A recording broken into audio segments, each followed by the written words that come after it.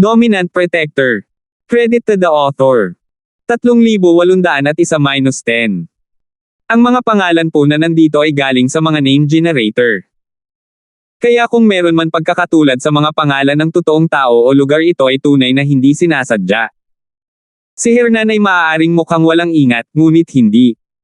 Lumipas ang 3 araw sa isang iglap, at nagsimula ang ika-4 na round ng Rookie Challenge gaya ng nakatakda.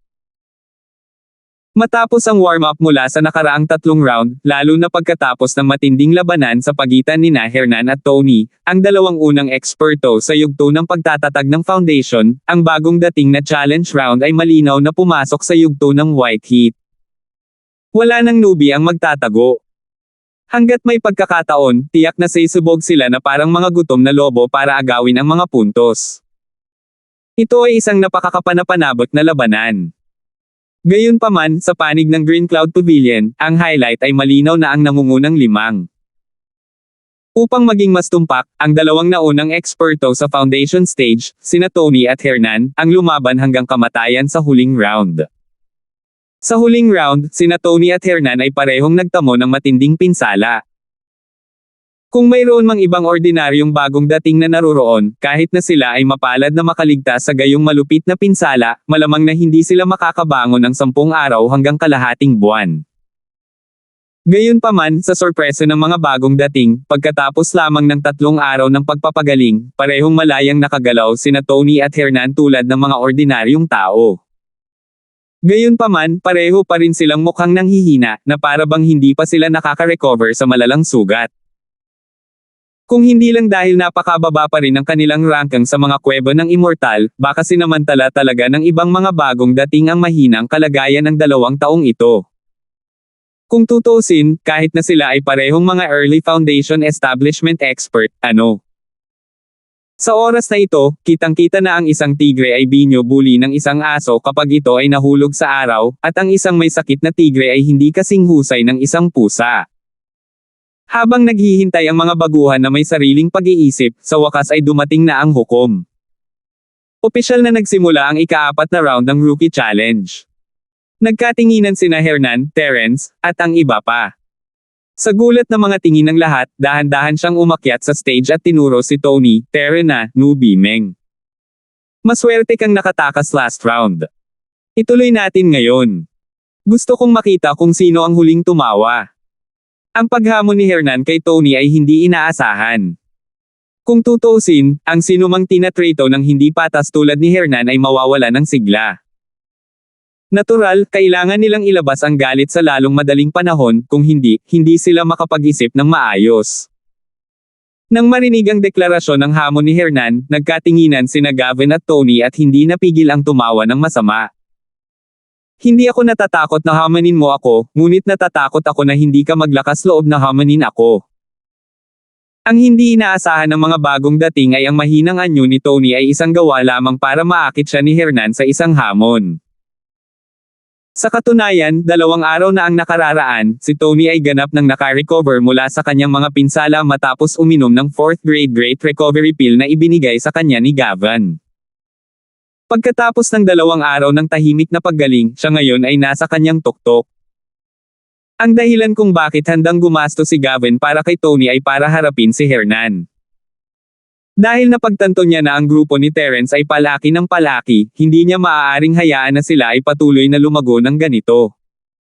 Si Hernan ay hindi pa nakaka-recover mula sa kanyang malubhang pinsala at siya ang pinakamahinang link. Si Gavin ay tiyak na hindi magpapakita ng anumang awa sa panahong tulad nito. Gayunpaman, kahit na makakuha siya ng Grade 4 Great Recovery Pill para matulungan si Tony na gumaling sa isang araw, may isang bagay na hindi mababago. Si Hernan ay kasalukuyang nasa cave abode number 13 sa paanan ng bundok, habang si Tony ay nasa cave abode number 12. Ang kanyang rango ay mas mataas kaysa kay Hernan, na nangangahulugang wala siyang karapatang magkusa para hamanin. Nangangahulugan ito na si Hernan lamang ang makakapagpasya kung kailan siya hamanin. Walang karapatang magsalita si Tony. Sa makatuwid, upang samantalahin ang katotohanan na si Hernan ay malubhang nasugatan pa rin, hiniling ni Gavin kay Tony na magkunwaring kahinaan upang maakit si Hernan sa kanyang bitag. Sa init ng ulo ni Hernan at sa hindi patas na pagtrato sa kanya sa huling round, tiyak na may hawak siyang tiyan na puno ng hinanakit. Kung siya ay nagpakita ng kahinaan sa kalaban sa oras na ito, hanggat maaari siyang makabawi ng kaunting lakas, tiyak na hindi niya malunok ang kanyang galit. Sa nangyari, nagtagumpay ang plano ni Gavin. Katulad ng gusto nila ni Tony, si Hernan, ang walang ingat na tulala, ay tumalon para ligawan ang kamatayan. Sa pagkakataong ito, wala tayong maiiwang buhay. Bulong ni Gavin kay Tony bago siya umakyat sa stage. Ito ay isang pagkakataon na hindi maaaring palampasin. Kung palalampasan niya ang gininto ang pagkakataong ito, napakahirap na hayagang patayin ang basurang Hernan na ito sa hinaharap. Pagkatapos ng lahat, ang walang kabuluhan na si Hernan ay isa ring eksperto sa pagtatatag ng foundation. Kung lalabanan niya si Tony sa kanyang peak, magiging mahirap para kay Tony na patayin siya kahit na may bentahe siya sa martial arts techniques. Ikasyam na pinsan, huwag kang mag-alala. Tiyak na hindi mabubuhay ang Trash Hernan ngayon. Ngumisi si Tony nang walang pagbabago sa kanyang ekspresyon. Ang kanyang mga mata ay puno ng pagpatay na layunin at isang bakas ng paghamak na malalim na nakatago. Kailangang malaman ng isa na si Terence ang kalaban na determinadong Year-Oka ni Tony. Ang Trash Hernan ay isa lamang sa mga alipin ni Terence. Siya ang bagong boss ng pavilion, at kung kailangan niyang makipaglaban sa isang laki na parang basurang si Hernan ng 2 beses na magkasunod, paano niya haharapin si Terence sa hinaharap? Sa ilalim ng tingin ng lahat, si Tony ay lumakad papunta sa ring na may malamig na ngiti, na nagkukunwaring mahina. Sa orihinal, sa kanyang mayabang na estilo, hindi na sana siya magsisikap na magpanggap na humarap sa basurang si Hernan. Hindi lamang ito ang kanyang estilo, ngunit ito rin ang magpapababa sa kanyang katayuan. Bukod dito, kahit na siya ay nagpapanggap, magagawa lamang niya ito kapag si Hernan ay nagkusa na hamanin siya, dahil ang kabilang partido ay nakakuha na ng pain at nakamit ang kanyang layunin. Gayunpaman, ngayon, tila ibang tao na si Tony. Hindi lang siya nagpanggap hanggang sa makuha ni Hernan ang pain, pero nagpapanggap pa rin siya kahit nasa ring na siya.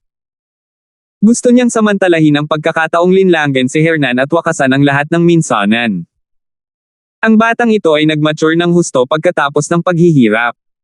Hindi napigilan ni Gavin na makaramdam ng kasiyahan. Si Tony ang kanyang pinakamaaasahang subordinate. Bagaman hindi masama ang kanyang katapatan at lakas, ang pinakamatinding problema ay hindi niya ginamit ang kanyang utak. Sa katagalan, siya ay magiging isang bagong manlalaban sa karamihan, at malayong mapangasiwaan. Ngunit ngayon, ang taong ito ay sa wakas ay nabuksan ang kanyang siwang, na isang pambihirang hindi inaasahang pakinabang. Sa mga kalkulasyon ni Gavin, ang mga mapagkukunang pinansyal ng grupo ni Terence ay hindi maikukumpara sa kanyang sarili, na may suporta kay Young Master Shu. Bagamat hindi niya alam kung anong paraan ang nagbigay daan kay Hernan na gumaling ng husto sa loob lamang ng 3 araw, imposibleng maikumpara niya si Tony, na umiinom ng grade 4 Great Recovery Pill at ngayon ay nasa rurok na ng kanyang paggaling. Bilang karagdagan, si Tony ay nagkaroon ng kalamangan sa martial arts, kaya ang posibilidad ng pagpatay kay Hernan ngayon ay halos 0. 3,802. Pero kahit ganoon, pinili pa rin ni Tony na patuloy na magpakita ng kahinaan para manhid ang kanyang kalaban, naghihintay ng pagkakataon na patayin siya sa isang suntok. Isinantibi kung maganda ba ang kanyang pag-arte o hindi, bihira na siyang magkaroon ng ganoong pakana ng isip. Naglalakad papunta sa ring at nakatayo, tinitigan ni Tony si Hernan at Nishan, naloko mo ako sa huling round, kaya't nagawa mong lumaban sa isang draw. Ngayon, hindi ako magiging maswerte. Kahit hindi pa ako ganap na nakabawi, ang pagpatay sa iyo ay kasing dali ng pumatay ng manok. Sa hindi inaasahang pagkakataon, hindi ito sineryoso ni Hernan at sinabing, ito na ba ang iyong mga huling salita, baguhan Meng? Mukhang hindi pa siya nagayos para sa kanyang libing. Nabulunan si Tony. Pagkaraan ng ilang sandali ng pagkabigla, nagngalit siya ng ngipin at ngumuso, talas ang dila, hindi mo alam kung ano ang makakabuti para sa iyo. Nang makitang handa na ang magkabilang panig, agad na inihayag ng hukom, ang unang laban ng ika-4 na round ng Green Cloud Pavilion Newcomer Challenge. Si Hernan mula sa kuweba numero 13 sa paanan ng bundok, ay hinamon si Tony mula sa kuweba numero 12 sa paanan ng bundok. Magsisimula na ito. Sa sandaling matapos siyang magsalita, ang figure ni Tony ay bumaril na parang palaso mula sa isang busog. Nagkunwari siyang mahina at ginamit ang pinakamakapangyarihang 21st form ng Thousand Legs laban kay Hernan ng walang pag-aalinlangan. Naghahanda siyang putulin ang Gordian knot. Walang pagbabalat kayo ang maaaring maantala ng masyadong mahaba. Hanggat ito ay may epekto ng pagkalito sa kalaban, kailangan niya itong agad na putulin at samantalahin ang pagkakataong harapin ang pinakamalalang suntok. Kung hindi, kung magde-delay siya ng napakatagal, ipapakita niya ang kanyang kahinaan. Ito ang diskarte na itinuro sa kanya ni Gavin. Ayon sa sentido komon, ang pagtanggal ng disguise at paglulunsad ng isang todo atake sa sandaling magsimula ang laban, ang gayong biglaang pag-atake ay talagang sapat na upang mahuli ang sinumang kalaban. Kung nasugatan ang kalaban, madali siyang patayin sa isang suntok. Upang makamit ang ninanais na epekto, walang intensyon si Tony na gamitin ang Thousand Leg Phantom Image upang subukan ang tubig. Agad siyang umatake ng buong lakas. Gayunpaman, sa sorpresa ni Tony, Gavin, at ng iba pa sa ibaba ng entablado, ang biglaang pag-atake ni Tony, na napunit ang kanyang disguise, ay puwersahang naitaboy ng ika-21 na anyo ng malamig na bakal na palm ni Hernan. F***sake. Ikaw piraso ng basurahan, nang ahas kang magpanggap na nasugatan para sa takutin siya. You're despicable. Naramdaman ng matinding sakit sa kanyang binti, naging berde ang mukha ni Tony. Noon pa man ay iniisip niya na ang isang tulad ni Hernan ay hinding-hindi makakagamit ng isang pambihirang tableta tulad ng Grade 4 Great Recovery Pill, at imposibleng gumaling siya sa loob ng 3 araw. Kaya naman, nang makita niya ang hindi matatag na mga hakbang ni Hernan, inakala niyang nasugatan talaga ang lalaki. Mula sa simula hanggang sa wakas, ni Tony o ni Gavin ay walang anumang hinala. Hindi nila naisip na ang walang kabuluhang ito ay magkakaroon ng parehong ideya tulad ni Tony, na may eksaktong parehong ideya. Kung hindi, paano magagamit ng isang nasugatan na tao ang napakalakas na malamig na bakal na palm at talunin ang libong kick 21 na galaw ni Tony? Upang linlangin ang isang tao, hindi siya nag-atubiling magtapon ng Grade 4 Great Recovery Pill. Sa bandang huli, hindi lang siya tinamaan ng gansa, kundi tinek sa mata. Sa labas ng stage, uminit ang mukha ni Gavin. Noon pa man ay alam na niya na ang basurang si Hernan ay kapareho ni Tony, isang prangka at paputok na ugali. Paanong bigla siyang naging napakasama? Ang higit na nakapagtataka sa kanya ay na si Hernan ay malinaw na malubhang nasugatan noon, ngunit sa loob lamang ng 3 araw, siya ay masigla gaya ni Tony, na uminom ng Grade 4 Great Recovery Pill. Paano ito ginawa? Sa maliit na background ni Terence, walang paraan na magkaroon siya ng isang bagay na kasing bihira ng isang gamot sa pagbawi sa ika-4 na baitang. Baka si Beren. Kung iisipin, tanging si Beren, ang pangatlong master ng pavilion, ang may kakayahang makakuha ng Grade 4 Great Recovery Pill. F***sake, wait and see kung paano kita haharapin kapag na-promote na ako, ang sanggit mong matanda. Habang si Gavin ay nagtatampo kay Beren, si Hernan, na nasa entablado, ay nginisyon si Tony, pareho sa iyo, lahat tayo ay nasa landas, anong mukha ang sasabihin mo na kinagigiliwan ko? Biglang natahimik si Tony. Dahil siya mismo ang kumikilos, si Hernan ay kumikilos din na may parehong mga iniisip. Ito ay hindi kakaiba upang bigyan siya ng isang lasa ng kanyang sariling gamot. Pagkaraan ng ilang sandali, si Tony ay sumangot ng malamig, Well, dahil nasira mo na ito, hindi mo na kailangang ipagpatuloy pa ang pagtatago nito. Gagamitin ko ang aking lakas para matapakan ka hanggang sa mamatay ng patas, at hayaan mong makita mo kung gaano kalaki ang pagitan natin. Agad namang tumawa si Hernan. Nakapagsalita ka lang ng matuwid pagkatapos mong malantad ang iyong pakana. Nubi Meng, natutunan mo ba ang kawalang hiyaan mo sa isa sa iyong mga pinsan? Sa sandaling lumabas ang mga salitang ito, hindi na napigilan ng lahat sa audience ang kanilang tawa. Ang pinsan na tinutukoy ni Hernan ay si Gavin. Hindi direktang pinagalitan niya si Gavin dahil sa pagiging makapal ng balat. Dumilim ang mukha ni Gavin. Alam niyang hindi direktang pinapagalitan siya ng walang kwentang si Hernan, ngunit hindi niya magawang lumaban. Kung tutusin, ang pinsan lang ni Tony ay hindi ang 9th cousin niya. Kung magsasalita siya ngayon, hindi ba siya ang magkukusa na makipag-ugnayan at sasampalin ang sarili sa mukha? Buti na lang at hindi nagtagal ang awkwardness. Sa entablado, ginamit na ni Tony ang kanyang mga aksyon para labanan siya. Nang walang sabi-sabi, direkta siyang nag-transform sa 1,000 anino ng kanyang mga binti at diretsyong sumugod kay Hernan. Dahil sa nakaraang round kung saan nagkaroon ng matinding pagkatalo ang magkabilang panig, kapwa nagkaroon ng malalim na pag-unawa sina Tony at Hernan sa lakas ng bawat isa. Malinaw sa isang sulyap kung saan malakas at mahina ang kabilang partido, at wala silang may tatago sa pagitan nila. Gaya nga ng kasabihan, ang nakakakilala sa iyo ay madalas na iyong kaaway. Mula sa puntong ito, medyo makatwiran ang tinaguriang open and aboveboard ni Tony.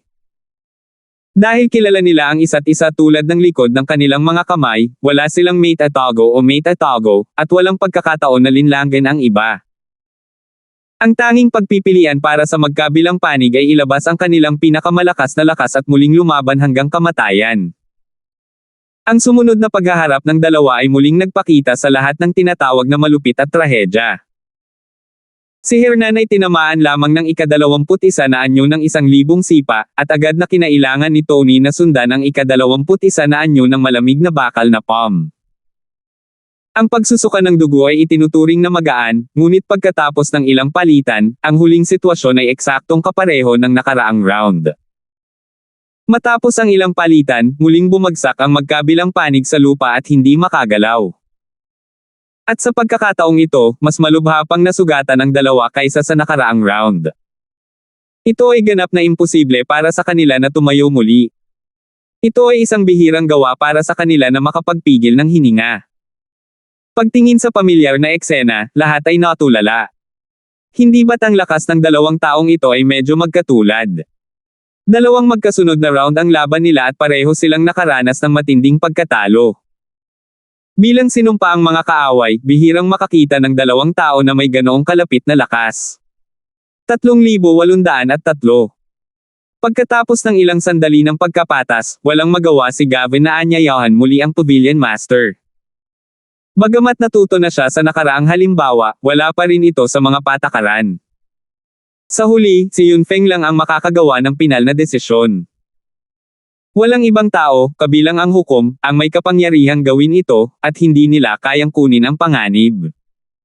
Itong dalawa na naman. Narinig ni Yunfeng ang balita at lumapit. Nang makita niya sina Hernan at Tony sa entablado, na nasa kalunos-lunos na kalagayan, hindi siya nakaimik. Sa pakikipagpalitan ng tingin kay Gavin, si Yunfeng ay walang puwang para sa pribadong talakayan kay Gavin. Pagkatapos ng lahat, ang isang katulad na sitwasyon ay naganap na sa nakaraang round. Upang mapanatili ang maluwalhating imahe ng pagiging patas, siya, bilang malugod na bagong Pavilion Master, ay maaari lamang sumunod sa pahayag ng nakaraang round. Kung hindi, kapag nagbago ang isip niya, sasampalin siya sa round na ito dahil sa kakasabi lang niya noong nakaraang round. Hindi lamang magiging biro ang bagay na ito kapag kumalat ito, ngunit ito ay ibuburo rin ng mga taong may lihim na motibo. Pagdating ng panahon, sino ang nakakaalam kung gaano kalakas ang bagyong haharapin nito? Bagamat sumama na ngayon si Gavin kay Young Master Shu, at may intensyon nga si Yunfeng na talikuran siya, ang saligan ay hindi ito makakaapekto sa kanyang sariling kinabukasan. Kung hindi, pagdating sa sarili niyang kinabukasan, baka hindi man lang niya bigyan ng mukha si Young Master Shu, pati na si Gavin. Matapos tumahimik, inihayag ni Yunfeng, bagaman ang magkabilang panig ay dumanas ng matinding pagkatalo, ayon sa record ng nakaraang round, ipinapahayag ko dito na ang nagwagi sa hamon ay si Hernan mula sa cave number 13. Ang mukha ni Gavin ay agad na naging kasing itim ng ilalim ng isang palayok. Hindi siya nagligtas ng gastos at binato niya si Tony ng grade 4 Great Recovery Pill. Sa huli, hindi lamang niya nabigo na patayin si Hernan, ngunit ibinalik din ng kabilang partido ang pabor. Sa pilitang binawi ni Gavin ang 4 na puntos at naging panalo. Ang pag-iisip pa lang nito ay sobrang agrabyado na si Gavin na halos samuka ng dugo. Kailangang malaman ng isa na ito ay hindi lamang isang labanan sa pagitan ni Tony at Hernan. Ang magkabilang panig ay kumakatawan sa mga mukha ni Gavin at Terence. Si Tony ang pinakamahusay na bagong dating ni Gavin, ngunit natalo siya sa laki ni Terence. Nasaan ang mukha ni Gavin? Gayunpaman, ang bagay ay napagpasyahan na, at gaano man kaagrabyado si Gavin, hindi siya nang ahas na magpahayag ng anumang pagtutol sa mga salita ni Yunfeng. Pagkatapos ng lahat, si Yunfeng ay nasa pangkat din niyang Master Shu at may parehong suporta. Ang kanyang katayuan at lakas ay parehong mas mataas kaysa kay Gavin, at siya rin ang kanyang direktang superior. Malinaw kung sino ang nakikinig kung kanino. Kung hindi man lang ito maintindihan ni Gavin, hindi sana niya makukuha ang pagkilala niyang Master Shu. Sina Hernan at Tony ay parehong nakaranas ng matinding pagkatalo. Sa huling round, ang itim na paghuhusga ni Yunfeng ay si Tony ang nanalo. Sa huli, 3 araw na lang ang lumipas, at agad na siyang nakatagpo ng kabayaran. Ironic talaga ang eksenang ito. Kung ang pagkatalo ni Hernan sa nakaraang round ay medyo nagpabuntong hininga ang karamihan, kung gayon ang parehong kapalaran ay nangyari kay Tony sa round na ito. Hindi lamang naramdaman ng karamihan na ito ay hindi patas, ngunit naramdaman din nila na ito ay isang napakakasiya siyang sampal sa mukha. Ang mga bagong dating na ito ay sumama na sa kampo ni Gavin sa pangalan at kakampi ni Tony. Gayunpaman, si Tony, ang nagpapakilalang pinuno ng mga bagong dating, ay may kaayla, hilakbot na karakter at mahinang katanyagan. Hindi lang si Chengmin, na paulit-ulit niyang niloko, ay tumanggi na tanggapin siya, maging ang ibang mga baguhan ay hindi ito binili. Kung alam ng unang baguhan na si Meng ang resultang ito, talagang hindi niya alam kung ano ang iisipin niya. Gayunpaman, ang kasalukuyang sitwasyon ay hindi lubos na masama para kay Tony. Pagkatapos ng lahat, nang mawalan siya ng 4 na puntos, ang kanyang ranking ay bumaba pabalik sa kuweba na tirahan no. 13 sa paanan ng bundok. Nahulog siya sa likod ni Hernan at binawi ang inisyatiba. Higit sa lahat, siya ay nasa awkward na sitwasyon kung saan siya ay nasugatan muli, si Randolph, ang pinuno ng mga kampan ni Terence, sa likod niya. Hindi siya makakalaban kung siya ay hinamon, ngunit siya ay hinamon na ni Hernan ngayon. Ayon sa mga panuntunan sa hamon, may karapatan siyang tanggihan ang anumang kasunod na mga hamon. Sa madaling salita, kahit na Randolph ay gustong magdagdag ng insulto sa pinsala, hindi bababa sa hindi siya magkakaroon ng pagkakataon sa round na ito. Ito ay isang bihirang piraso ng mabuting balita. Sa isang may karanasang master tulad ni Gavin sa paligid, nakita na ang lakas ng maagang foundation stage ni Randolph sa huling round laban kay Billy. At ayon sa lakas ng Sky Class Full Foundation, kahit na ang lahat ay nasa unang bahagi ng foundation stage, ang tunay na kapangyarihan ng pakikipaglaban ni Randolph ay malamang na nasa itaas ng Hernan. Ang puntong ito ay makikita mula sa walang kahirap-hirap na paghagis ni Randolph kay Billy sa entablado sa huling round. Kung si Hernan, nakakapasok lang din sa foundation stage, o kahit si Tony, na matagal nang nasa foundation stage, hindi nila ito magagawa ng maayos at madali gaya ng ginawa niya. Si Trash Hernan lang ang nakalaban na ni Tony sa 2 magkasunod na round, at ang magkabilang panig ay nakaranas ng matinding pagkatalo. Kung si Randolph, na mas malakas pa, ay sasali, kung gayon ang parehong si Tony, na nahirapan sa pag-atake, at si Gavin, na nakatayo sa likod ng mga eksena, ay magiging dahado lamang. Ang pinaka-ironic na bagay ay ang dalawang ito ay mga kampan lamang ni Terence. Hindi man lang kinailangan ni Terence na gumawa ng kahit ano, ang dalawang kababatang ito ay sapat na para guluhin ang pormasayon ni Gavin at Tony. Siya ang pinakamatandang nakatatandang kapatid ng bagong tagapamahala ng Green Cloud Pavilion at ang magiging pangatlong master ng pavilion ng Welcome Pavilion. Paano niya matatanggap ang katotohanan na siya ay binubugbog ng isang bagong mortal na mundo? Bagamat nakatakas si Tony sa round na ito dahil sa mga patakaran ng hamon, nalilito pa rin siya kung ano ang susunod na gagawin. Sa harap ni Hernan at Randolph sa likuran niya, hindi man lang naglakas loob si Tony na gumalaw kahit 1 pulgada.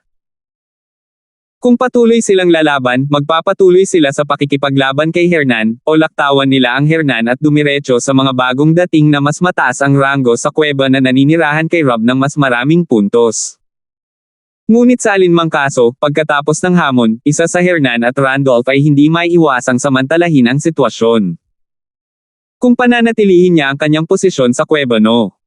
13, walang karapatan si Hernan na hamanin siya. Gayunpaman, Randolph sa likuran niya. Kakailanganin niyang makipaglaban hanggang kamatayan kasama ang iba, at ang mga puntos ng hamon na makukuha niya sa huli ay kakaunti lang. Ito ang hamon sa round, at si Terence, ang tanga na iyon, ay nakuha ang sarili sa isang bitag. Hindi naging madali para sa kanya na magkaroon ng pagkakataon na lampasan ang mga puntos ni Terence, at kung patuloy niyang lalabanan ang mga alipores ni Terence, palalampasan niya ang minsanang pagkakataong ito. Pagkatapos ng lahat, mayroon lamang 18 round sa Challenger League, at ito ang ika-4 na round. Kung hindi siya mabilis na nakahanap ng paraan para makalayo kay Hernan at Randolph, hindi niya makukuha ang 10 puntos na inaasahan niya. Kung ito ay magpapatuloy, ito ay isang hanggal na pangarap na abutin o malampasan pa si Terence. 3,804. Matapos ang lahat ay sinabi at tapos na, ang pinakamalaking problemang kinakaharap ngayon nina Gavin at Tony ay Randolph at si Hernan ay mga compound lang ni Terence, ngunit pareho silang bigla at hindi maipaliwanag na pumasok sa foundation stage, naging maagang foundation stage masters. Si Terence lamang ay sapat na para magkamot sila ng ulo, ngunit ngayon ay lumala na ang sitwasyon. Hindi lamang si Tony ay walang kalaban-laban para kay Terence, ngunit hindi niya kayang talunin ang alinman sa mga compound ni Terence. Paano sila dapat maglaro? Maraming bagong tao si Gavin sa ilalim niya, ngunit si Tony lang ang nasa unang bahagi ng foundation stage. Sa kabilang banda, 3 tao lang ang grupo ni Terence, ngunit lahat sila ay nasa foundation stage. Malinaw kung sino ang mas malakas. Sa harap ng napakalaking pagkakaiba ng lakas, walang silbi ang mga pukana at pukana ni Gavin.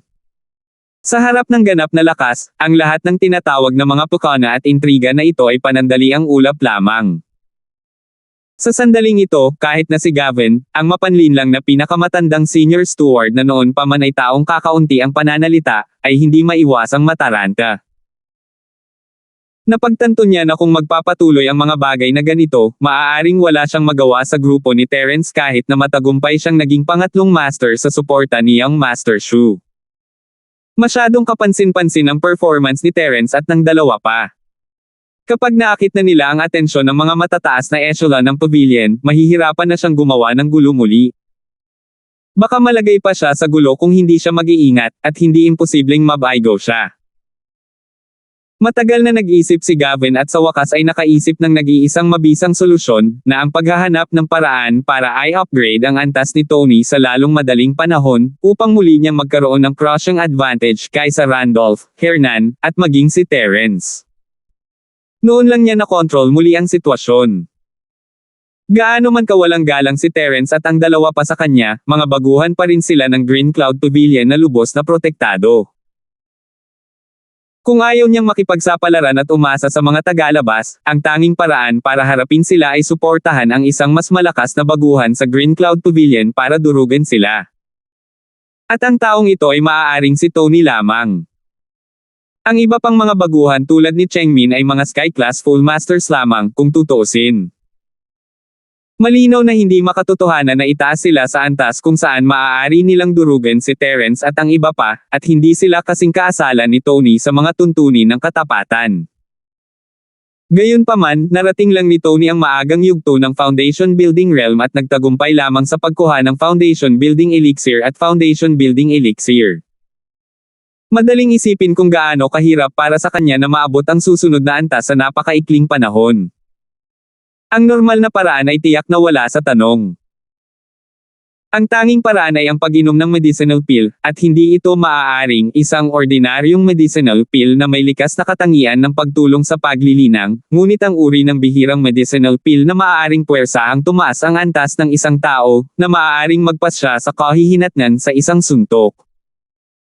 Ang iba pang medicinal pill, tulad ng Foundation Building Barrier Breaking Pill, na hinanap ng mga eksperto sa pagtatayo ng pundasyon, ay walang silbi.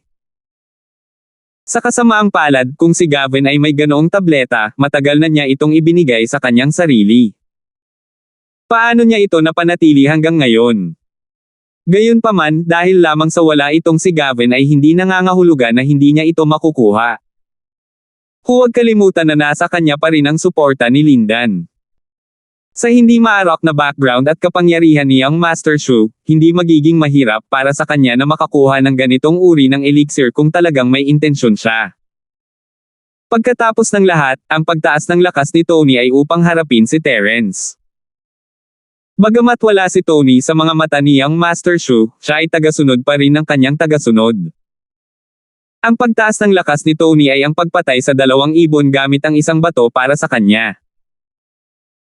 Matapos magdesisyon, medyo gumaan ang pakiramdam ni Gavin, ngunit ang paraan ng pagtingin niya kay Terence at sa iba ay medyo mas mabangis kaysa dati.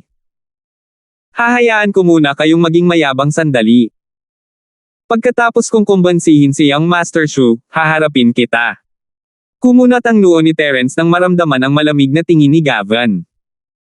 May balak na naman ba si Gavin? Dahil naihatid na ng kahabag-habag na nakatatandang kapatid si Hernan pabalik sa kanyang kuweba upang magpagaling, Randolph at ang tanging natitira kay Terence. Pagkatapos ng lahat, sa malakas na ipinakita ni Hernan at proteksyon ni Randolph, ang mga baguhan na tulad ni Billy ay hindi maglalakas loob na guluhin siya. Kaya't hindi man siya na-challenge sa round na ito, nakakasigurado siyang walang maghahaman sa kanya, kaya't mas mabuting bumalik siya sa kanyang kuweba para magpagaling. Siyempre, kung makakabawi si Tony sa maikling panahon, maaari siyang direktang maglunsad ng labanan ng paghihiganti laban kay Hernan. Sa kasamaang palad, hindi ito makatotohanan. Sa kanyang kasalukuyang mga pinsala, kahit na uminom siya ng Grade 4 Great Recovery Pill, kakailanganin niya ng isang araw para ganap na gumaling. Hindi maiwasang mapangiti si Randolph sa hinala ni Terence. Boss, masyado kang nag-iisip. Sa sitwasyong ito, mayroon kaming 3 early foundation stage cultivators, pero isa lang ang subordinate niya, si Tony. Masyadong malaki ang gap. Kahit anong gawin niya, walang silbi. Ito ang katotohanan. Sa lakas ni Gavin, kaya niyang harapin si Terence at ang iba pa, ngunit hindi niya ito magawa sa kanyang sarili. Mayroon lamang siyang Tony bilang isang makapangyarihang piraso ng chess, at hindi makatutuhanang gamitin siya laban sa kanilang tatlo. Kung tutuusin, kahit ang isang matalinong may bahay ay hindi marunong magluto ng pagkain ng walang kanin. Sana alam ng lalaking ito ang kanyang lugar. Tumango si Terence. Kung tatanggapin ni Gavin ang realidad at susuko, hindi na magkakaroon ng labis na gulo, at makakapag-focus siya sa pagpapabuti ng kanyang lakas. Ano ang plano mo? Tanong ni Terence pagkatapos ng ilang sandali. Magiging bystander ba tayo ngayong round, o direktang homenin natin ang mga nakatataas para makakuha ng mga puntos? Dati, pinananatili ni Randolph ang posisyon ng rearguard at sadyang inilagay ang ranking ng immortal na kuweba sa likod ni Tony. Ito ay upang matiyak ang dobleng seguro. Sa ganitong paraan, kahit na hindi makayanan ni Hernan si Tony, maaari niyang samantalahin ang pagkakataon para makabawi dito. Magagawa niyang protektahan si Hernan, na nasa pinakamataas na ranggo ng kuweba ng immortal, at kasabay nito, epektibong pigilan si Tony. Gayunpaman, ang dalawang magkasunod na round ng pagkatalo ay nagpatunay na si Hernan ay may lakas at kumpiyansa na harapin si Tony ng direkta. Sa kasong ito, ang double insurance ni Randolph ay tila hindi kailangan at hindi kailangan. Sa halip na mag-aksaya ng oras kay Tony, ang basurang ito, mas mainam na direktang homenin at makakuha ng mga puntos. Sa ganitong paraan, ito ay magiging mas maaasahan. Gayunpaman, si Randolph ay sumagot ng nakangiti, maghihintay lang ako ng isang round. Kung hindi ko matalo si Tony at pinakawalan siya ng ganoon kadali, maaawa ako kay Hernan at sa sarili ko. Sa kasalukuyan, ang tirahan ng kuweba ni Tony ay numero 13 sa paanan ng bundok, habang ang tirahan ng kuweba ni Randolph ay numero 14, na nagkataong nasa likod ni Tony. Dahil sila ay nasa magkasalungat na panig, kahit na ang isang mabait na taong tulad ni Randolph ay hindi pa kakawalan ng ganoong pagkakataon na sumali sa hanay. Bukod dito, hindi lang niya inilalabas ang kanyang galit para kay Hernan, kundi pati na rin kay Randolph ang kanyang sarili. Huwag kalimutan na direktang hinamon ni Tony si Randolph sa unang round. Sa oras na iyon, hindi pa siya umabot sa yugto ng pagtatatag ng pundasyon at napilitang aminin sa publiko ang pagkatalo. Matagal na siyang nagpipigil ng galit. 3,805. May ugali din ang isang mabait na lalaki. Ngayong lumiko na ang mga mesa, paano Randolph na hinayaan si Tony ng ganoon kadali? Ito ang dahilan kung bakit hindi niya naisip na maghintay ng isa pang round. Humalaklak si Terence, mabuti naman. Curious din akong makita kung makakakuha ng isa pang grade 4 na Great Recovery Pill ang ating senior brother na si Maud para kay Tony. Randolph, pwede mo siyang lumpoin. It'll be interesting. Dahil si Chengmin bilang isang especially iya, ang katotohanan na si Tony ay umiinom ng grade 4 na recovering pill ay hindi may tatago sa mga mata at tenga ni Terence. Sa huling round ng resistance test, nakainom na si Tony ng grade 4 great recovery pill. Sa pagkakataong ito, gumamit siya ng isa pang pag-atake kay Hernan. Kung siya ay gagamit ng isa pang tableta at hindi ito nakamit ang parehong epekto, si Gavin ay malamang na umiyak. Pagkatapos ng lahat, ang grade 4 Great Recovery Pill ay isang napakabihirang nakapagliligtas buhay na medicinal pill. Isa itong espiritual na jade. Sa sariling foundation ni Gavin, limitasyon na niya para makakuha ng isa. Ang nauna ay na-sponsor ni Lindan. Napaiyak na si Gavin nang wala siyang makitang epekto sa katawan ni Tony matapos ang dalawang magkasunod na tama.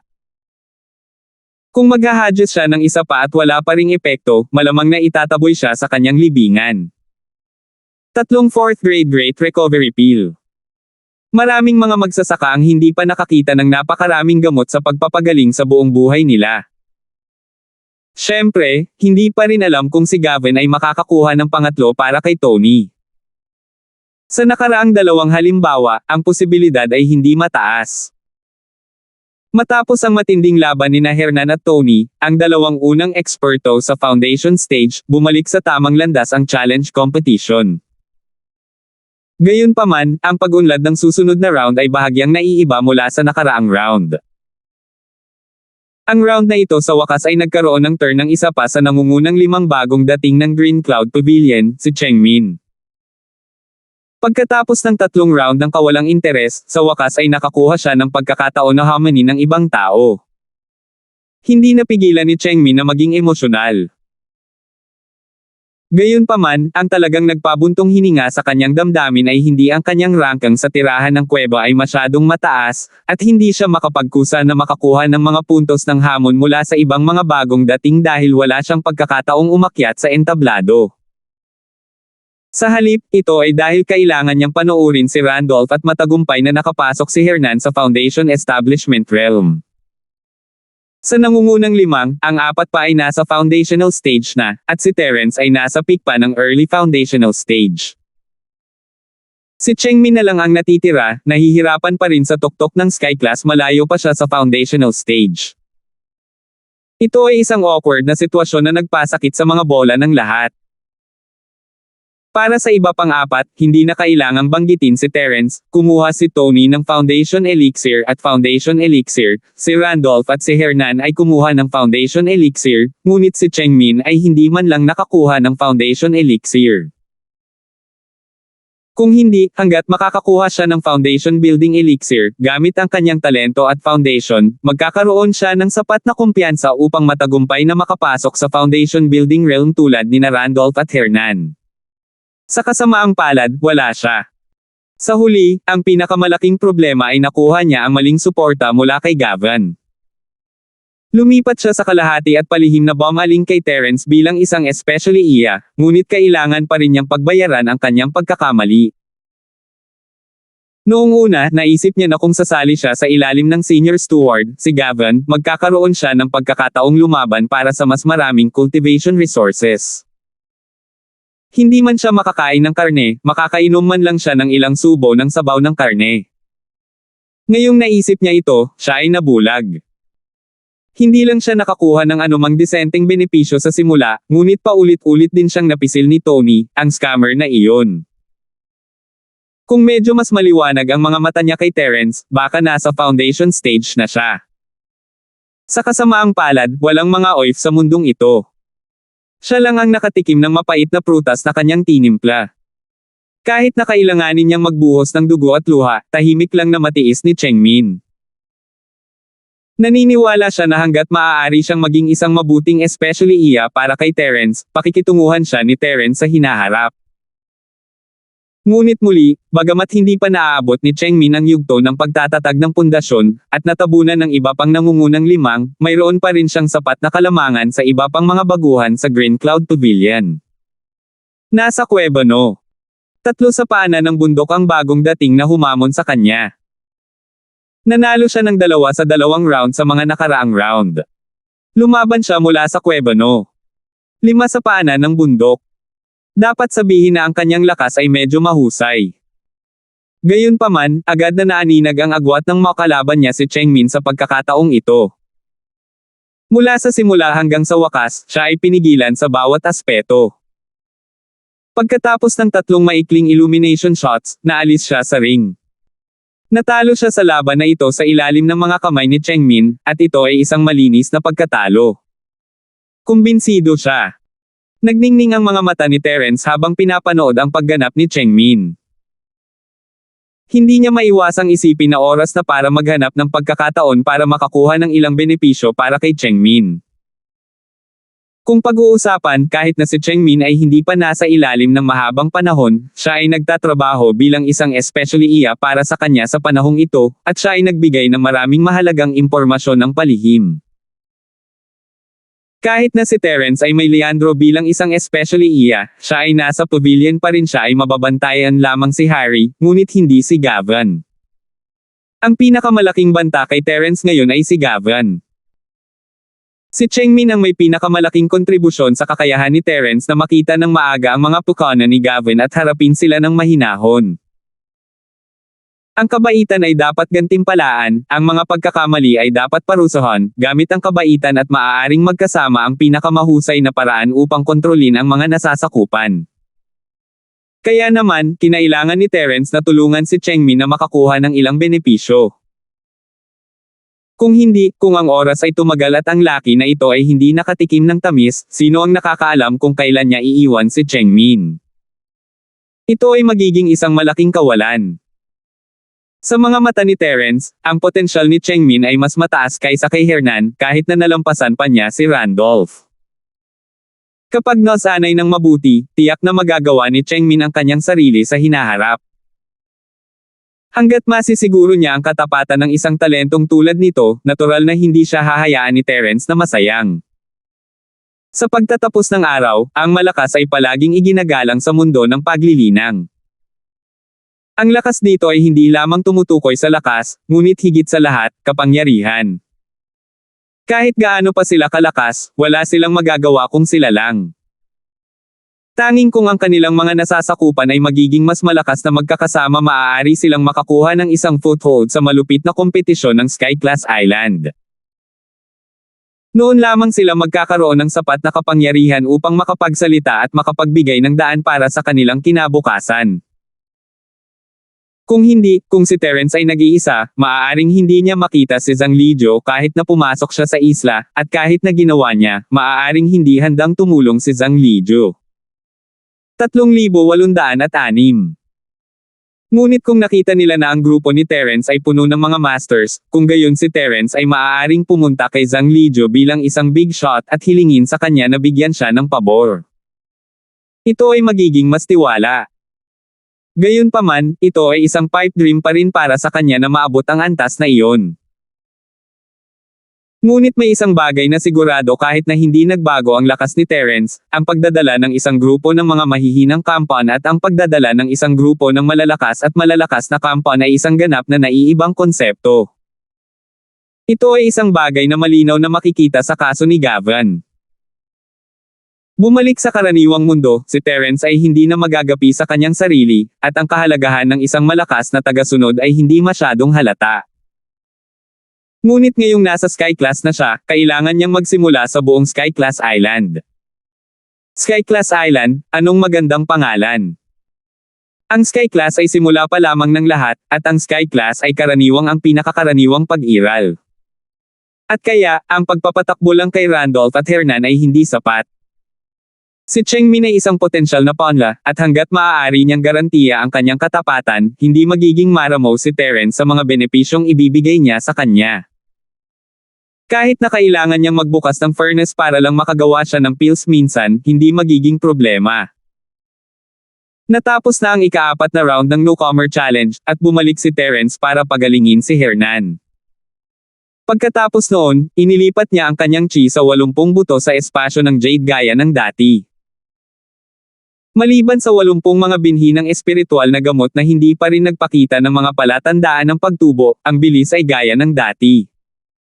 Gayunpaman, hindi inaasahang nakatanggap siya ng liham. Walang pangalan sa sulat, ngunit sigurado si Terence na isinulat ito ng kanyang senior sister, si Natalie, na matagal na niyang hindi nakikita. Ang dahilan kung bakit alam niyang si Natalie ang nasa likod nito ay napakasimple. Ang naghatid ng sulat kay Terence ay ang eksklusibong alagang hayop ni Natalie, ang maliit na curly bear. Bilang nag-iisang apo ng Panginoon ng sumikat na pavilion, si Truett, si Natalie ay ang karapat-dapat na munting prinsesa ng 3 pavilion. Hindi lamang siya mahigpit na pinalaki, ngunit ang bawat kilos niya ay binabantayan din ng mga tao. Sa karamihan, maaari lamang siyang lumabas upang maglaro kapag hindi pinapansin ng mga tao. Kaya, kahit na mayroong isang bagay na mahalaga, ang Natalie ay hindi maaaring direktang pumunta kay Terence, dahil iyon ay masyadong halatang target, at madali itong pag-usapan ng mga tao. Magiging maliwanag din ang maling imahe na sinadya nila ni Terence, at maghahinala si Linden at ang iba pa. Sa oras na ito, maaari lamang siyang umasa na ang maliit na curly bear ay ipapasa sa kanya ang impormasyon kapag walang tao sa paligid. Ang mapaglarong maliit na curly bear, sa kabilang banda, ay hindi na makahingi pa. Si Terence ay isang out-and-out na tukso sa kanya, at nakapunta na siya sa kuweba ni Terence dati, kaya medyo pamilyar siya sa lugar. Gayunpaman, gaano man katalino si Curly Bear, hindi niya inaasahan na lilipat si Terence sa ibang kuweba. Upang maiwasan ang pagdetect, lumapit siya noong dumidilim na at nag-trigger ng mga paghihigpit sa kuweba bilang 14. Palihim itong naghintay sa labas ng ilang sandali, napagtanto lamang na hindi pala si Terence iyon. Napatulala ang maliit na Curly Bear at tumakbo sa takot. Sa kabutihang palad, ito ay walang iba kundi ang kapareha ni Terence, si Randolph, na ngayon ay naninirahan sa kuweba bilang 14.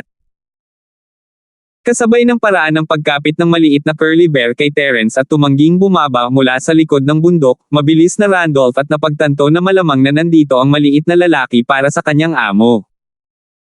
Nang walang pangalawang salita, tumakbo siya pababa ng bundok upang hanapin si Terence sa numero 1 sa kuweba, at sa kanya lang nakuhang maibalik ang maliit na Curly Bear. Sa kabutihang palad, ang mga binti ng maliit na kapwa ay hindi sapat na mabilis. Kung hindi, malaking gulo ang naidulot nito kung tumakbo ito sa gulat dahil madilim na. Randolph na hindi maiwasang magtanong nang makitang magiliw na nakasakay sa leeg ni Terence ang maliit na lalaki pagkatapos niyang habulin pabalik ang maliit na Curly Bear kasama si Terence. Boss, hindi mo ba sinabi na ang Panginoon ng munting bagay na ito ay hindi nakakasundo sa iyo? Anong problema?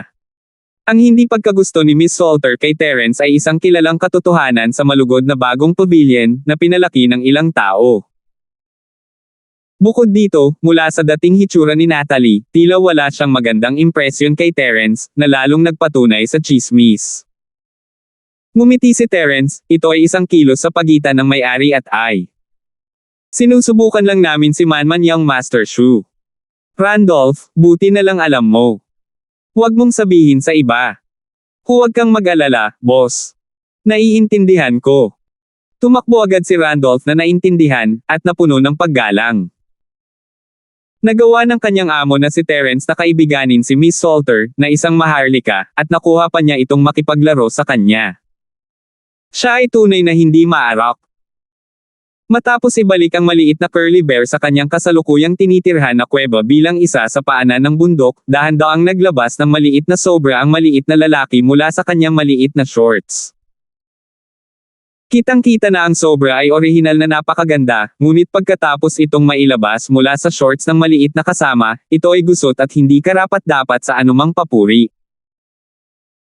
Bagamat ang maliit na Curly Bear ay isang espiritual na alagang hayop, ang Natalie ay espesyal na nagdisenyo ng isang pares ng shorts para dito, na sinasabing hindi ito malalantad. Hindi alam ni Terence kung matatawa o maiiyak habang binubuksan niya ang sulat. Maganda at sariwa ang sulat kamay, ngunit may isang bagay na nagpasimangot kay Terence. Iniulat ng Natalie na mayroong isang inner sect disciple na nagngangalang Joel sa tumataas na Sky Pavilion na naghahanap ng mga taong magtatanong tungkol sa kamakailang sitwasyon sa Welcome Pavilion. Binigyan niya ng espesyal na pansin ang makapangyarihang mga bagong dating na kamakailan ay bumangon. Sinabi na ang nangangasiwa na deacon ng tumataas na Sky Pavilion, si Panyong, na siya ring amo ng lalaking ito, ay pumunta sa Hong Chamber of Commerce at nagdulot ng eksena. Sa huli, nadisgrasya siya. Matapos bumalik sa tumataas na Sky Pavilion, tila tinutulungan niya ang parehong bagay at nagdulot ng malaking problema. Noong una ay hindi interesado si Natalie sa mga chismis na ito, ngunit nang marinig niya ang salitang, malakas na bagong dating, bigla niyang naisip si Terence. Kung tutusin, kung pag-uusapan ang pinakasikat na bagong dating sa Welcome New Pavilion, kahit na ang lahat ng bagong dating mula sa tatlong pavilion ay pinagsama-sama, si Terence ang magiging isa. Pagkatapos ng lahat, ang pagkuha ng buong marka sa banal na antas sa nakaraang dalawang pagtatasa ng rookie ay isang bagay na walang ibang baguhang maglalakas loob na isipin. Kahit na ang tatlong pavilion rookies ay nahati sa mga puntos, ang kahirapan ng unang dalawang segment ay pareho. Sa puntong ito lang, walang choice ang ibang rookies kundi tanggapin ito. Nahulaan ni Natalie na maaaring may kinalaman ito kay Terence, kaya ipinadala niya ang maliit na curly bear upang ipaalam sa kanya. Joel. Ito kaya ang taong nakipag-away sa kanya para sa Star Inkstone noong nakaraan. Matapos basahin ang sulat, agad na nahulaan ni Terence ang buong kwento. Pagkatapos ng lahat, ang bakas ay masyadong halata tumataas na Sky Pavilion Inner Disciple, Hong Chamber of Commerce, at isang makapangyarihang bagong dating ng malugod na bagong pavilion naroon ang tatlong natatanging salita. Magiging himala kung hindi ito maisip ni Terence. Ipagpapatuloy ko ang panunood ng ika-5 kabanata bukas. Ang mobile game ng Paaralan Bell, ang bagong 5 elemento ng gate, ay inilunsad ngayon. Mga kaibigan ko na hindi pa sumasali, tara na at maglaro.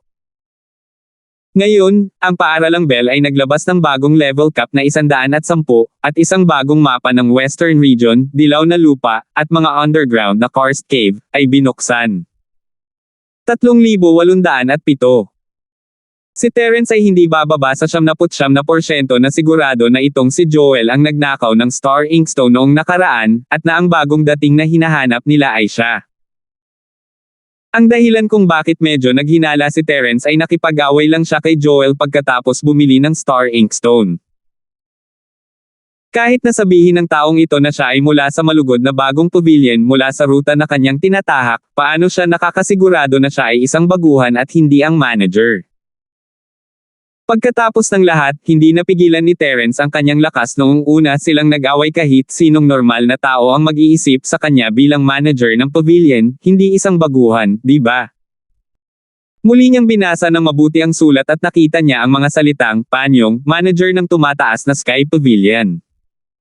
Mabilis na naintindihan ni Terence ang dahilan kung bakit hindi nagtanong ang kabilang partido tungkol sa manager ng Welcome na bagong pavilion ay marahil dahil alam niya ang background ng manager ng Welcome na bagong pavilion, at maging ang background ng pavilion master na si Yun Feng, na isang mataas na antas.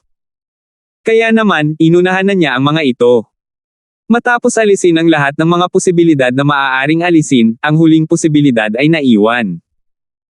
Gaano man ito katawa-tawa at hindi ka panipaniwala, madalas itong totoo at maaasahan. Hindi naman katakataka na hinanap siya ni Joel para sa paghihiganti matapos ang naranasan niya noong nakaraan, ngunit ang ikinagulat ni Terence ay pinalaki pa niya si Panyong bilang kanyang Panginoon.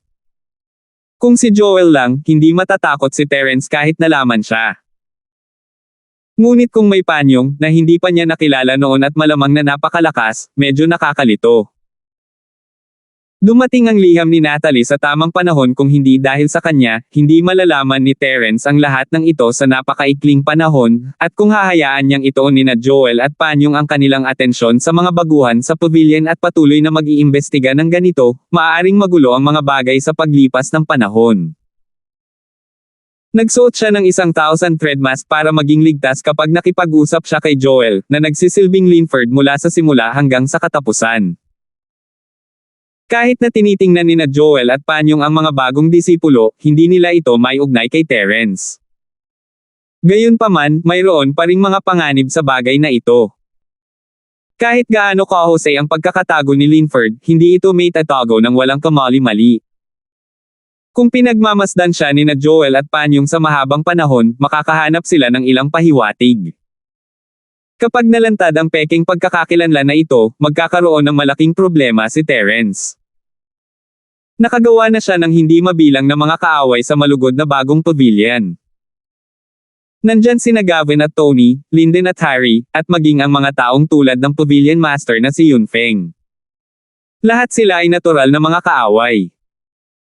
Kung idinagdag niya sina Joel at Panyong, ang nangangasiwa na deacon ng tumataas na Sky Pavilion, paano siya makakaligtas sa malugod na bagong pavilion? Gaano man kalakas si Terence, iyon ay kumpara lamang sa mga normal na baguhan. Medyo nanlumo siya ng matarget ng napakaraming makapangyarihang tao na may matitibay na background. Ang prinsipyo ni Terence ay huwag matakot sa gulo, ngunit ang kanyang pangunahing layunin ay mag-focus sa kanyang pagsasanay, hindi makipaglaban sa mga taong ito.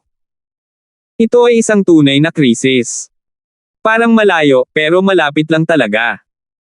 Kung hindi siya mag-iingat, baka mapahamak siya sa mga susunod na araw. Matapos matanggap ang mensahe ni Natalie, ang unang reaksyon ni Terence ay ang mag-isip ng paraan para ilihis ang atensyon ng 2 taong ito. Gayunpaman, kung paano ilihis ang kanilang atensyon ay isa pang mahirap na problema. Hindi siya makontak ni Terence sa sandaling ito, at kahit na may pagkakataon na makilala siya ng harapan, makatuwirang iwasan siya hanggat maaari. Walang paraan na tumalon siya at sumalubong sa kanya. Kung hindi, kung siya ay malapit na nakipag-ugnayan dito, maaaring siya ay matuklasan at mahulog sa isang bitag. Pagkatapos ng lahat, ang kanyang lakas ay umabot na sa antas ng gitnang yugto ng kaharian ng pagtatayo ng pundasyon, at ang sensitivity ng kanyang pangunawa ay hindi maliit na bagay. Kailangan niyang mag-ingat. Gayunpaman, kung hindi man lang sila nagkaroon ng pagkakataong makipag-ugnayan sa kabilang partido, ano ang maaari nilang gamitin para iligaw ang isa? Ito ay malinaw na isang kabalintunaan. Ayan na. Lumiwanag ang mga mata ni Terence pagkatapos ng sandaling pag-iisip. Sa kanyang kasalukuyang pagkakakilanlan bilang Terence, talagang hindi maganda para sa kanya na tumalon at simulan ang pakikipag-ugnayan kina Joel at Panyong. Kahit na gawin niya, hindi makatutuhanang gugustuhin ng kabilang partido na ilipat ang kanilang atensyon mula sa pavilion. Ito ay dahil inalis na niya ang lahat ng iba pang mga posibilidad sa pamamagitan ng pag-lock sa bagong dating ng bagong pavilion. Mas mahirap iligaw ang kabilang partido mula sa ganitong anggulo. Bukod dito, kapag ang mga bakas ng panlilinlang ay masyadong halata, magiging madaling bigyan ang iba ng hawakan. Ngunit, hindi man niya maalis ang atensyon sa pavilion, nagawa pa rin niyang mawala ang sarili sa kanilang paningin ng hindi nag-iiwan ng bakas. Ang dahilan ay napakasimple. Hanggat makakahanap siya ng paraan upang makuha ang kabilang partido na alisin siya sa listahan ng sospek, kung gayon gaano man katagal nilang bantayan ang malugod na bagong pavilion sa hinaharap, at gaano man kadetalyado ang kanilang investigasyon, hindi nila siya maiuugnay sa kaso. Ito ay dahil hindi nila namamalayan na binansagan siya bilang isang imposibleng tao. Hindi naman mahirap gawin iyon. Isa lang ang kailangan niyang gawin, at iyon ay ang papalapitin sila at salubungin siya bago bawasan ng kabilang partido ang bilang ng mga sospek. Tila ang ideyang ito ay walang pinagkaiba sa pagkuha ng inisyatiba na mamatay, ngunit ang lumaban kay Joel ay si Linford, at ang Terence ngayon ay isang ganap na ibang tao. Kung hindi nila nakita ang mukha ni Terence, si Joel at Panyong ay madaling nakakandado kay Terence pagkatapos pagsamahin ang lahat ng kamakailang chismis tungkol sa Welcome Pavilion. Sa sandaling itugma nila sina Terence at Linford, ang huling resulta ay magiging mas magkakatulad hanggang sa ito ay makumpirma na totoo. Masyadong halata ang target na ito. Ang Linford na hinahanap nila ay nasa tuktok ng unang bahagi ng foundation stage, habang ang Terence sa Welcome Pavilion ay nasa unang bahagi lamang ng foundation stage. Ngunit isang bagay ang sigurado sa sapat na pagsisikap, ganap na posible para sa isang tao na itago ang kanilang lakas. Hindi pa banggitin, si Terence ay nakakuha ng isang buong lakas na pag-atake mula sa isang peak level na maagang foundation stage cultivator sa pagsubok ng paglaban, ngunit siya ay naka-recover sa napakaikling panahon. Ito ay sapat na upang patunayan ang kanyang lakas. Ito ang lahat ng mga kapintasan na nagpapanatili sa relasyon ni Terence at Linford. Kapag nagawa na nila ang koneksyon at nakumpirma na si Terence ay mukhang iba kay Linford, iisipin pa rin nila na si Terence ay isang disguise o maskara ng balat ng tao. Ang kanilang pagkakakilanlan ay malalantad balang araw. Kaya, kung hahayaan niya sina Joel at Panyong na magpatuloy sa pag-iimbestiga tulad nito, magiging lubhang mapanganib para kay Terence. Ang tanging paraan upang malutas ang krisis na ito ay hayaan silang maisip ng maaga. 3,808. Kung kinumpirma nila na siya ang tunay na Terence at hindi ang Linford na hinahanap nila, hindi siya makokonekta ng kanilang subconscious sa totoong Terence, at ang lahat ng mga kapintasan ni Terence ay magiging walang silbi. At ang pinakadirekta at epektibong paraan para magkaroon ng unang impresyon ng kabilang partido ay ang humanap ng pagkakataon para kay Joel at Panyong na lumapit at tingnan siya. Ang nakakakita ay naniniwala. Ang mga ordinaryong tao ay mas naniniwala sa kanilang mga mata kaysa sa kanilang instincts. Kahit na ang mga makapangyarihang magsasaka ay mahihirapang baguhin ang kalikasang ito. Bago isara ni Joel at Panyong ang kanilang mga hinala sa kanya, kailangan niyang ipakita sa kanila ang kanyang mukha, na ganap na naiiba sa mukha ni Linford. Sa sandaling putulin nila ang koneksyon sa pagitan ni Terence at Linford, malulutas ang panganib. Gayunpaman, kahit na ang pamamaraang ito ay simple at epektibo, magiging masyadong sinadya kung si Terence ay hahanap ng pagkakataon na lapitan sila. Maghahinala ito sa mga tao. Ang pinakamahusay na paraan ay ang gumamit ng isang ikatlong partido upang akitin sila. Munting puti, maghintay ka muna dito. Magsusulat ako ng liham sa iyong Panginoon, at matutulungan mo akong ibalik ito. Nag-isip sandali si Terence, inaalo ang maliit na curly bear na naglalaro sa kanyang katawan. Pagkatapos ay nakakita siya ng panulat at tinta upang isulat pabalik sa Natalie. Sa katunayan, ang ikatlong partido na iniisip ni Terence ay ang kanyang maliit na senior sister, si Natalie. Si Natalie ang number 1 miss sa 3 pavilion, ngunit sa kanyang dalisay at madamdaming personalidad, mas magiging masaya siyang tumulong kung hihilingin ni Terence. Gayunpaman, ayaw ni Terence na pumunta siya kina Joel at Panyong sa sarili niyang inisyatiba.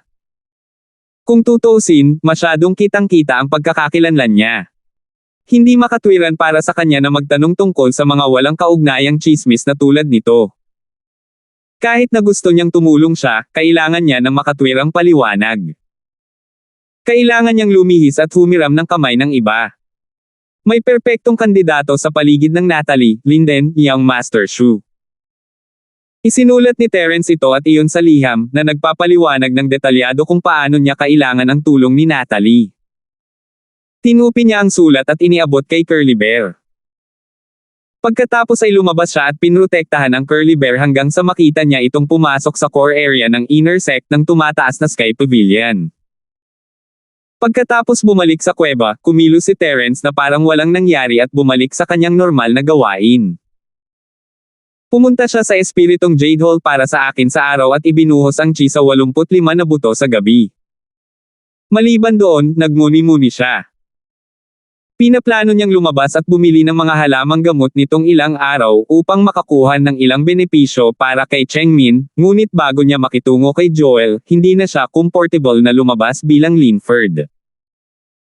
Sa kabutihang palad, hindi nagmamadali si Chengmin, kaya hindi malaking bagay na hayaan siyang maghintay ng kaunti pa. Tungkol naman sa Natalie, pagkatapos matanggap ang tugon ni Terence, ang kanyang mga labi ay lumukot sa isang malabong ngiti.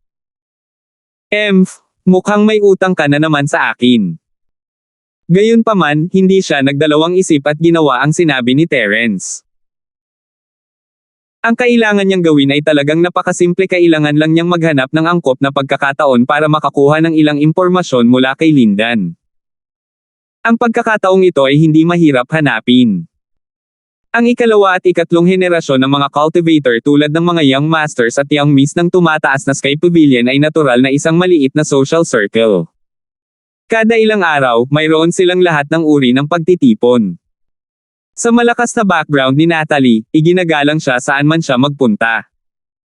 Kung gusto niyang sumali sa ganitong uri ng pagtitipon, hindi na niya kailangan pang kumustahin. Ang sinumang host ay mararamdaman lamang na pinarangalan ng kanyang hitsura at hindi kailanman mangangahas na maging malungkot. Ang dalagang ito ay bihirang dumalo sa pagtitipon ng ikalawang henerasyon. Bihira lang niyang ibigay ang mukha niya. Sa bilog ng ikalawang henerasyon, ito ay isang bagay na ipagyayabang sa hinaharap. Gayunpaman, bagamat bihirang dumalo si Natalie sa mga pagtitipon na ito, nahanap niya si Linden sa alinman sa mga pagtitipon na ito. Ang ikalawang henerasyon na maaaring pumasok sa bilog na ito, kahit sino sa kanila, lahat ay may kilalang pamilya. Hindi pa banggitin kung gaano karaming mga elite at henyo ang maaaring gawin mula sa ikalawang henerasyong ito, ang background lang ng kanilang pamilya ay karapat-dapat ng maging kaibigan. Para kay Linden, na nakatuon sa pag-aaral ng kinabukasan at dinadala ang haligi ng pamilya Shu, ang napakagandang pagkakataon sa harap niya ay natural na hindi bibitawan. Sa ikalawang araw pagkatapos matanggap ang tugon ni Terence, dinala ni Natalie ang maliit na curly bear sa tirahan ng huwayang. Ito ay isang marangyang lugar na espesyal na binuksan ng tumataas na Sky Pavilion para sa panloob na pagkonsumo. Ang isang casual na pagkain sa high-end na lugar na ito ay nagkakahalaga ng higit sa 100 spirit jade. Ang antas ng karangyan at karangyan dito ay hindi mas mababa sa anumang chamber of commerce o restaurant sa labas. Ito ang pinakamagandang lugar para magtipon ng mga magsasaka ng ikalawang henerasyon. Siyempre, ang mga magsasaka sa pangkalahatan ay hindi kailangang kumain. Gayunpaman, ang pagkain dito ay lubos na kapaki-pakinabang sa mga magsasaka. Ang mga pagkaing vegetarian ay karaniwang gawa sa mahahalagang espiritong damo bilang mga gulay, at ang mga pagkaing karne ay espesyal na pinalaki ng mga hayop na sumisipsip ng espiritual na enerhiya ng langit at lupa. Hindi lamang ito napakasarap, ngunit ito rin ay lubhang kapaki-pakinabang para sa pagpapabuti at pagpapatatag ng lakas ng isang tao pagkatapos makapasok sa katawan ng isang tao. Gayunpaman, hindi ito isang lugar kung saan kayang gumastos ng mga ordinaryong naglilibot na magsasaka at mga disipulo na walang anumang background. Gayunpaman, walang paraan upang ihambing ito. Maaaring madagdagan ng ibang tao ang kanilang lakas sa pamamagitan ng pagkain. Gaya ng inaasahan ng Natalie, ang young master na si Linden ay hindi wala. Nang makita ang figure ni Natalie, lahat ng pangalawang henerasyong tagapagmana na naroroon ay biglang natigilan. Maya-maya, nag-react sila at nagmamadaling pinalibutan siya para batiin. Bagamat ang mga pangalawang henerasyong tagapagmana na ito ay lahat ay mapagmataas at mayabang, sila ay wala sa harap ni Natalie, na may makapangyarihang lolo tulad ni Truett. Kahit na ang mga matatanda sa kanilang pamilya ay kailangang yumukod sa kanyang lolo, kaya pagdating sa Miss Salter, maaari lamang silang maging mababa. Sa karamihan ng mga tao, si Linden ang pinakasabik na humingi ng pabor sa Natalie. Huwag kalimutan na ang taong ito ay determinado na maging manugang ni Truett. Sa mga oras na ito, magiging tanga talaga siya kung hindi niya alam kung paano sasamantalahin ang pagkakataong makaagaw ng pabor. Nang makita ang napakaraming second-generation young masters na nakapaligid sa Natalie like pogs, isa sa mga babaeng nasa hapag ay agad na nadismaya, at sinabing may panunuya, may mga babae talagang hindi alam ang mga patakaran. Dahil lang sa kanilang pamilya ay may ilang background, sila ay gumagala kasama ang isang sirang spirit pet. Ito ang tirahan ng huwayang. Ang sino mang pumapasok at marangal para sa isang nasira ay alinman sa mayaman sa lugar na ito. Pagkasabi niya nito, tumahimik ang buong lugar. Lahat ng mata ng mga tagapagmana ng ikalawang henerasyon ay nakatuon sa babaeng ito, na para bang nakatingin sila sa isang patay na tao. 3,800. Ano? Anong mali? May nasabi ba akong mali? Biglang nagpanik ang babae nang magtinginan ang lahat sa kanya na nalilito. Hindi niya kilala si Natalie, at wala rin siyang personal na hinanakit sa kanya. Ang dahilan kung bakit niya ito nasabi ay puro galit at selos. Bago ang hitsura ni Natalie, dahil siya lang ang babaeng naroroon, at ang kanyang hitsura ay hindi masama, maaari siyang ituring na sentro ng atensyon. Kasama ang young master na si Linden, na may malalim na background, lahat ay lubos na nagustuhan sa kanya. Sa hindi inaasahang pagkakataon, sa sandaling lumitaw si Natalie, lahat ay direktang itinapon siya sa isang tabi at hindi siya pinansin. Masyadong malaki ang pagkakaiba, kaya hindi niya maiwasang kutsain siya. Nang marinig ito ni Natalie, tumingin lang siya sa kanya nang walang pakialam at ngumuso. Nang walang sinasabi, diretso siyang pumasok sa VIP private room sa gilid. Gayunpaman, ang maliit na curly bear sa kanyang katawan ay bumulong sa babae mula sa malayo. Huwag kalimutan, bagamat ang maliit na batang ito ay nasa kamusmusen pa lamang, ang mga kulot na oso ay natural na mga high-grade spirit beast at may mataas na katalinuhan mula pa noong bata pa. Naiintindihan nito ang lahat ng sinabi ng babae. Nang makita si Natalie na pumasok sa VIP room na may hitsura ng pang-aalipusta, ang babae ay agad na natigilan at agad na nag-init sa galit dahil sa kahihiyan. Gayunpaman, bago pa siya makapagsalita muli, ang mukha ni Linden ay naging ganap na itim. Sino ang nagdala ng babaeng ito dito? Hindi man lang nag-abalang tingnan ni Linden ang ekspresyon ng babae. Sa halip, malamig niyang iniwas ang tingin sa grupo ng mga pangalawang henerasyong young masters. Maliban sa Natalie, ang background ni Young Master Shu ang pinakamalalim sa mga taong naruroon. Sa oras na ito, kapag ginawa niya ang kahilingan, ang iba pang pangalawang henerasyon ng mga Young Master ay maaari lamang sumunod. Young Master Shu, ako ito. Isang pangalawang henerasyong Young Master ang mahinang nagtaas ng kamay. Ang babaeng ito ay kamag-anak ng isa sa mas mababang ranggo na matatanda sa tumataas na Sky Pavilion. Siya ay lumaki sa kanyang bayan, at dahil sa kanyang lakas, siya ay dinala sa tumataas na Sky Pavilion kamakailan. Gayunpaman, hindi niya inaasahan na mangyayari ang ganoong bagay sa kanyang unang paglalakbay. Hindi niya alam ang kalawakan ng langit at lupa. Kung gusto niyang ligawan si kamatayan, walang makakapigil sa kanya. Ibalik mo siya at sabihin sa kanyang pamilya ang tungkol sa usapin ngayon. Hayaan mo silang hawakan ito ayon sa kanilang nakikitang angkop. At saka, kung sino man sa inyo ang magbibigay sa kanya ng anumang mukha sa hinaharap, kailangan mong tiisin ang mga kahihinatnan. Malamig na sabi ni Lindan. Sa totoo lang, medyo maganda ang babaeng ito. Noong una niya itong nakilala, medyo natukso siya. Ngunit kung ang babaeng ito ay pinagsama kay Miss Salter, hindi sila katumbas ng isang umutot. Natural, tatapakan siya ni Linden ng walang pag-aalinlangan. Nang matapos siyang magsalita, tumalikod si Linden at pumasok sa VIP room, naiwan ang isang grupo ng mga second-generation young master na nakatingin sa isa't isa sa labas. Mayroon ding isang babae na namutla ang mukha ng mapagtanto niyang malapit na siyang humarap sa isang malaking kapahamakan. Junior Sister Natalie, tinuruan ko na ang bulag na babaeng iyon ng leksyon para sa iyo. Halika, uminom ka ng spirit tea na imported lang mula sa Nakajima para kumalma. Sabi ni Linden na may apologetic na ngiti. Ang ganitong uri ng espiritual na tsaa ay ginawa ng tea art master ni Nakajima. Ang isang paghigop nito ay makapagpapalinaw sa isipan ng isang tao at makapagtotoo ng isip. Malaki rin ang pakinabang nito sa paglilinang at maaaring linisin ang tunay na chi sa katawan ng isang tao. Bawat 50 gramo nito ay nagkakahalaga ng hindi bababa sa 100 espiritual na jade. Bago pa man makasipsip si Natalie, agad itong inagaw ng maliit na curly bear at ininom na parang tubig.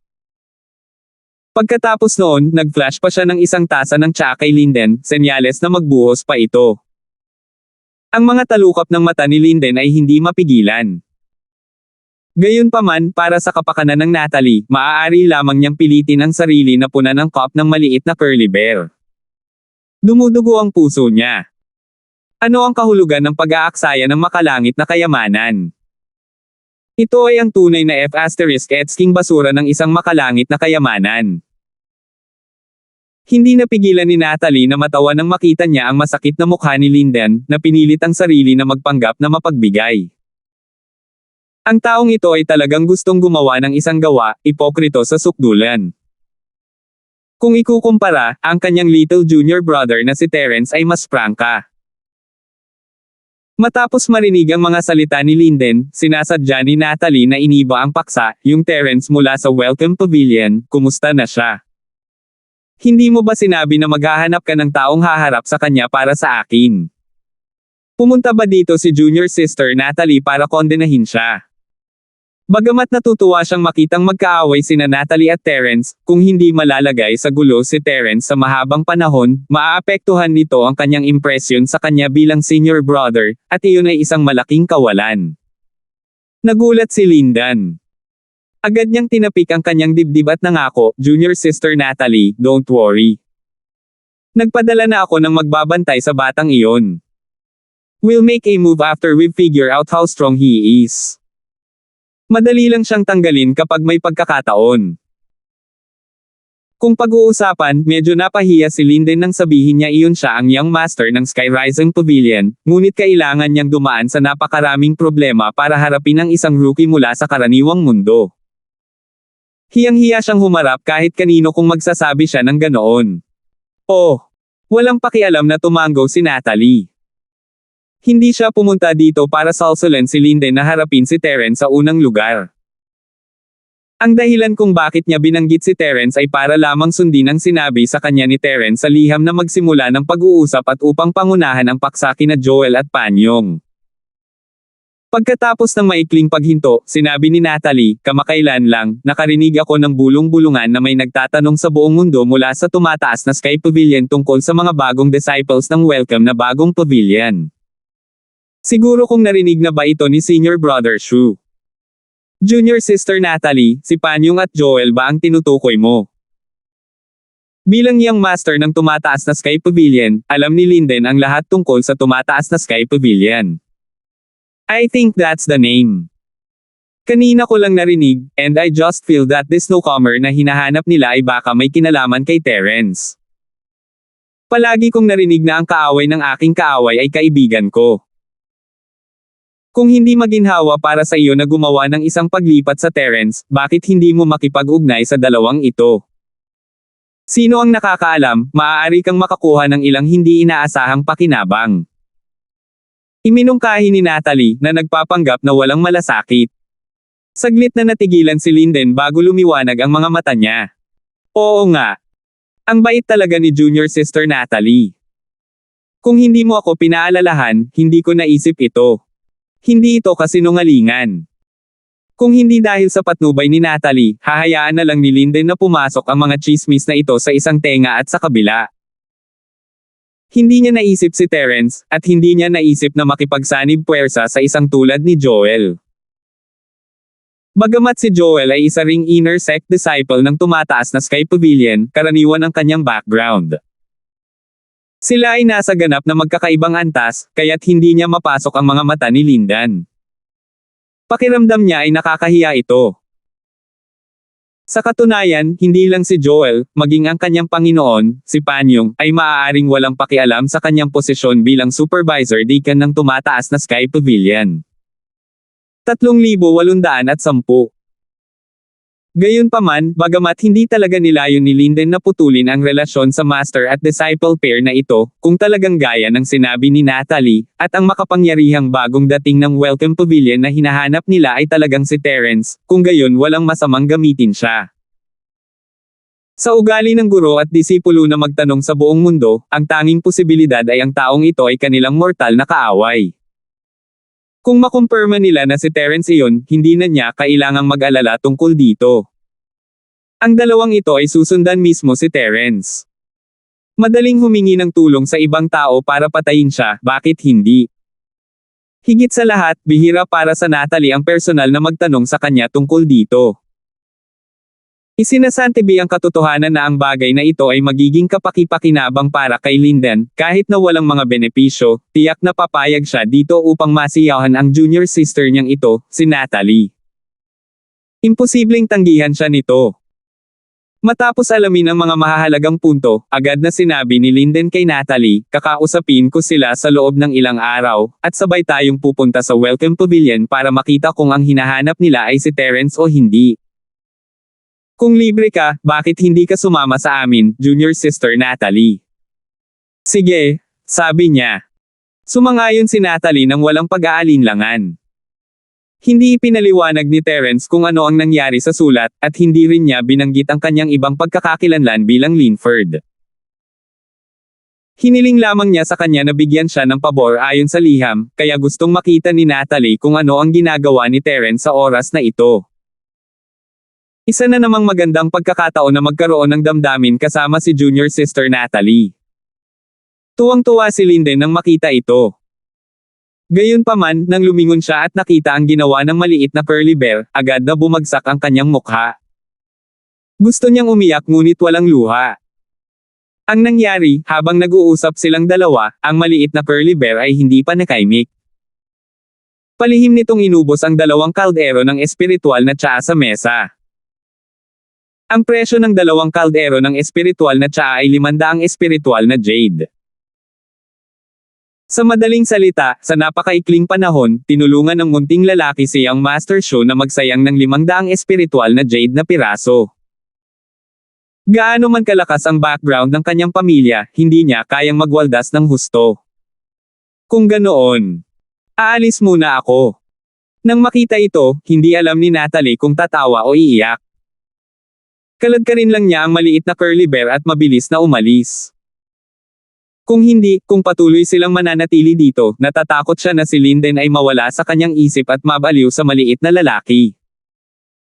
Lumipas ang oras, at nagsimula ang ika-5 round ng bagong pavilion na Rookie Challenge bilang naka-schedule. Gaya ng dati, lahat ng rookies ay nagtipon na sa gilid ng kani-kanilang arena, naghihintay sa pagsisimula ng hamon. Gayunpaman, ang pagkakaiba sa pagitan ng round na ito at ng nakaraang 4 na round ay may ilang hindi inanyayahang bisita sa panig ng Green Cloud Pavilion. Sila ay si Linden at ang kanyang grupo. Ang lahat ng mga bagong alagad ay agad na pumasok sa isang mainit na talakayan.